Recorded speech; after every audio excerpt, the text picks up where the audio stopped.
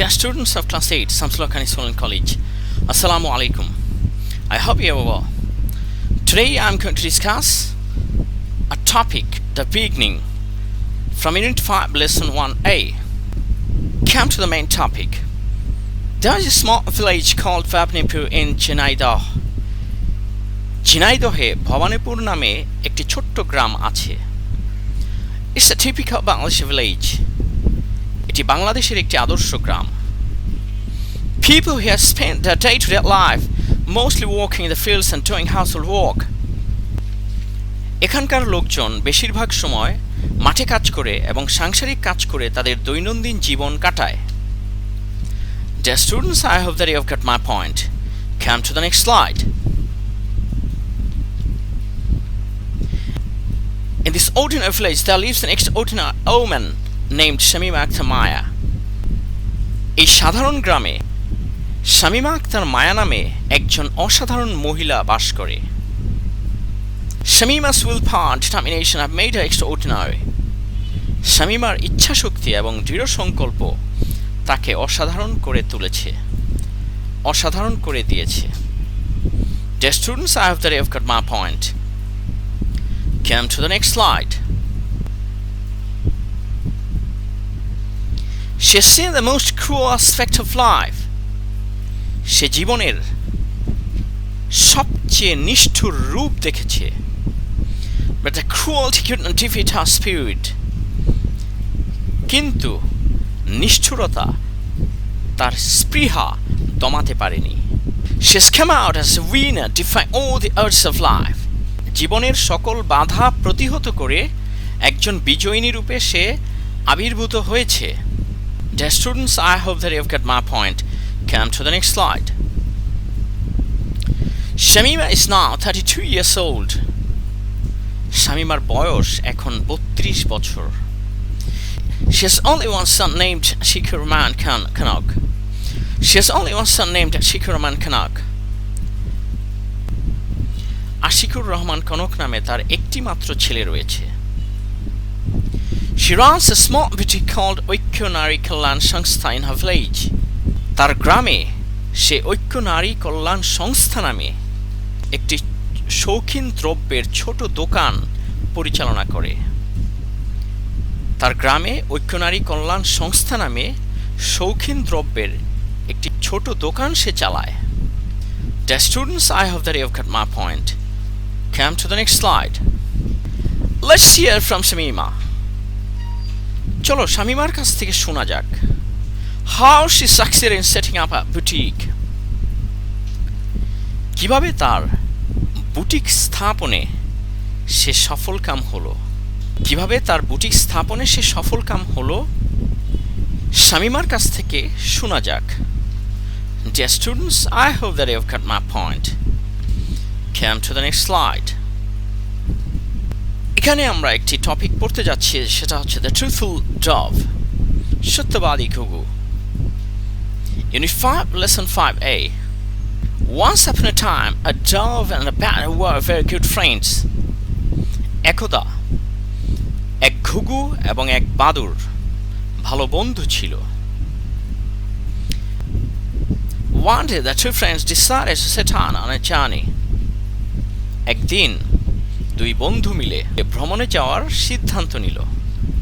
They flew over the rivers and hills and came to a big jungle. তারা নদী এবং পাহাড়ের উপর দিয়ে উড়ে চলল এবং একটি বড় জঙ্গলে এসে পৌঁছল, বড় জঙ্গলে আসলো। Dear students, I hope that you have got my point. Come to the next slide. Both the friends were very tired. দুই বন্ধুই ক্লান্ত হয়ে গেল। They needed to sit down and take a rest. তাদের বিশ্রাম নেয়ার ও বসার প্রয়োজন হলো, তাদের বিশ্রাম নেয়ার ও বসার প্রয়োজন হলো। Soon night fell and it was dark all around. শীঘ্রই রাত হয়ে গেল এবং চারিদিকে অন্ধকার হয়ে এলো। A storm rose. এক ঝড় উঠল, ঝড় উঠল। It started to rain heavily. প্রচণ্ড বৃষ্টি শুরু হলো। The dove and the bat start to look for a shelter. ঘুঘু এবং বাদর আশ্রয় খুঁজতে শুরু করলো. The students, I hope that you have got my point. Come to the next slide. They came up on a century-old rain tree. তারা 100 বছরের পুরনো একটি রেইন ট্রি গাছের কাছে আসলো. An owl had his nest in that tree. ওই গাছে এক পেঁচার বাসা ছিল. The dove and the bat knocked at the owl's door. ঘুঘু এবং বাদুর ওই পেঁচার দরজায় কড়া নাড়ল. ঘুঘু এবং বাদুর ওই পেঁচার দরজায় কড়া নাড়ল. The old grumpy owl opened the door. ওই বুড়ো বদমেজাজি পেঁচা দরজা খুলে দিল. The dove and the bat requested him to keep them shelter. পেঁচা এবং বাদুর তাকে অনুরোধ করলো তাদেরকে আশ্রয় দেওয়ার জন্য. পেঁচা এবং বাদুর তাদেরকে আশ্রয় দেওয়ার জন্য তাকে অনুরোধ করলো. Dear students, I hope that you have got my point. Come to the next slide. The owl unwillingly let them in. পেঁচা অনিচ্ছায় তাদেরকে ভিতরে যেতে দিল. The two birds were hungry too. পাখি দুটো ক্ষুধার্ত ছিল. They begged for some food. তারা কিছু খাবার চাইল. The selfish owl was not happy. স্বার্থপর পেঁচা খুশি হলো না. However, যাই হোক, he shared his dinner with them. সে তার রাতের খাবার তাদের সাথে ভাগাভাগি করে নিল. ভাগ করে নিল. Dear students, I hope that you have got my point. Come to the next slide. The dove was so tired that she could hardly eat. ঘুঘু এতই ক্লান্ত ছিল যে সে খুব কম খেতে পারল. But the bat was sly. কিন্তু বাদুরটি ছিল ধূর্ত. He ate greedily. সে লোভীর মতো খেয়ে নিল. He began to praise the owl with the thought of getting more food. সে আরো খাবার পাওয়ার আশায় পেঁচার প্রশংসা শুরু করে দিল. Dear students, I hope that you have got my point. Come to the next slide. The bat said, "Oh, wise and brave owl." বাদুর বলল, হে জ্ঞানী এবং সাহসী পেঁচা, তুমি আমার দেখা মতে তুমি হচ্ছ সবচেয়ে মহানুভব ব্যক্তি, উদার ব্যক্তি. You are powerful and mighty. তুমি ক্ষমতাধর ও শক্তিশালী. The owl was very pleased at the bat's flattery. The owl was very pleased at the bat's flattery. পেঁচা অত্যন্ত খুশি হলো বাদুরের চাটুকারিতায় পেঁচা অত্যন্ত খুশি হলো. Dear students, I hope that you have got my point. Come to the next slide. He puffed and ruffled himself, trying to look as wise and as brave as possible.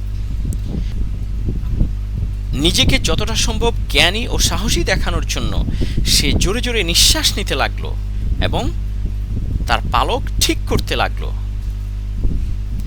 Then he turned to the dove and asked. তারপর সে ঘুঘুর দিকে ঘুরলো এবং জিজ্ঞাসা করলো, Now, little dove, তো ছোট্ট ঘুঘু, what do you think about me? তুমি আমার সম্পর্কে কি ভাবো? আমার সম্পর্কে তোমার ধারণা কি? Dear students, I hope that you have got my point. Come to the next slide. এখানে আমরা দেখতে পাচ্ছি fill in the gaps. আমরা এখানে শূন্যস্থান দেখতে পাচ্ছি. এই শূন্যস্থান এটি সংগৃহীত হয়েছে ইউনিট 1 লেসন 5B থেকে. তো আমরা এখন গ্যাপটি করব. এখন আমরা শূন্যস্থান পূরণ করব টেক্সট অনুসারে. টেক্সটে আমাদের যে তথ্য, আমাদের যে শব্দ দেয়া, টেক্সটে আমাদের যে শব্দ দেয়া, সেই শব্দই আমাদেরকে এখানে বসাতে হবে। অন্য কোনো শব্দ বসালে সেটা রং হবে, কারণ এটা textual basis. Dear students, come to the point. Bangladeshi cuisine is rich and varied with the use of many spices. বাংলাদেশের রন্ধন রীতি, cuisine, বাংলাদেশের যে রন্ধন রীতি এটা সমৃদ্ধ এবং বৈচিত্র্যময়, অনেক মশলার, বিভিন্ন মশলার ব্যবহারে বৈচিত্র্যময়। With the use of many spices, with the use of many spices, এখানে দিয়ের পরে ইউজ বসবে এবং সেটি হবে নাউন। এখানে একটি নিয়ম আছে, সেটা হচ্ছে দি এবং অফের মাঝখানে নাউন বসে, এই ইউজ হচ্ছে সেই noun. Bangladeshi cuisine is rich, is হচ্ছে এখানে একটি ভার্ব, ইজ ভার্বটি এখানে মূল ভার্ব রূপে কাজ করছে, তাই ইজের পরে আমরা অ্যাডজেক্টিভ বসাচ্ছি, অ্যান্ডের পরে ভ্যারিড, এটাও হচ্ছে অ্যাডজেক্টিভ। তো Bangladesh cuisine is rich and varied with the use of many spices. বাংলাদেশের রন্ধন রীতি সমৃদ্ধ এবং নানা ধরনের মশলায় বৈচিত্র্যপূর্ণ, বিভিন্ন ধরনের মশলায় বৈচিত্র্যপূর্ণ, বিভিন্ন ধরনের মশলার ব্যবহারে বৈচিত্র্যপূর্ণ। Bangladeshi cuisine is rich and varied with the use of many spices. Dear students, I hope that you have got my point. We have delicious and appetizing food, snacks and sweets. আমাদের সুস্বাদু এবং রুচিকর খাবার, জল খাবার এবং মিষ্টান্ন আছে।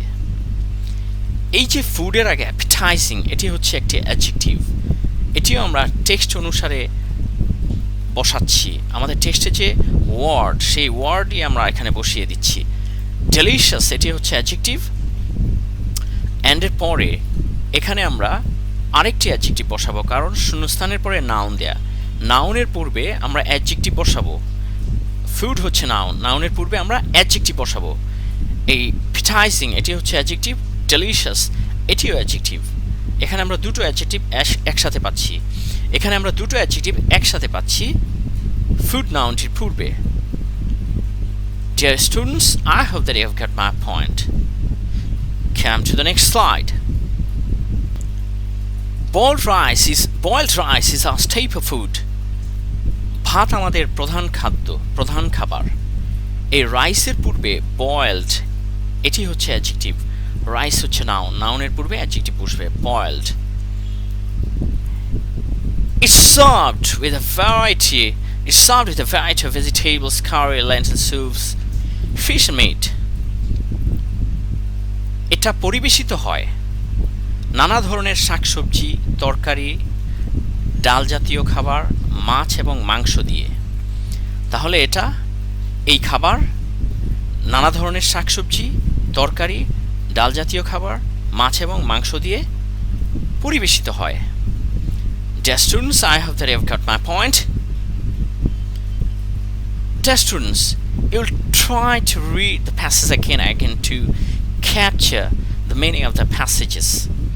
And underlined words are very important for you. You should pay emphasis on the underlined words so that you can grab all the words for the gaps, so that you can face any gaps in the exam. Dear students, I hope that you got my point. Thank you. Goodbye. Assalamu alaikum.